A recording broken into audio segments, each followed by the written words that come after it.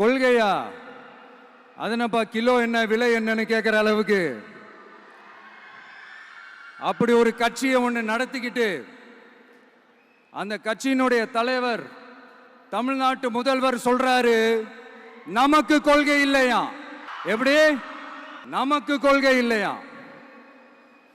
பிறப்புக்கும் எல்லா உயிருக்கும்னு ஒரு அடிப்படை கோட்பாட்டை நம்ம கட்சியினுடைய ஒரு முக்கிய கோட்பாட்டை அறிவிச்ச நமக்கு கொள்கை இல்லையா?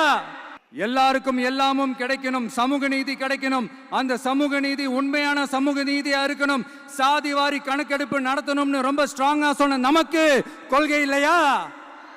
CAA அறிவிச்சதுக்கு அப்புறம் அப்ப நம்ம கட்சி ஆரம்பிக்கிறதுக்கு முன்னாடியே எதிர்த்த நமக்கு கொள்கை இல்லையா? வகுப்பு சட்டத்தை எதிர்த்து உச்ச நீதிமன்றத்துக்கு முதல்ல போன நமக்கு கொள்கை இல்லையா?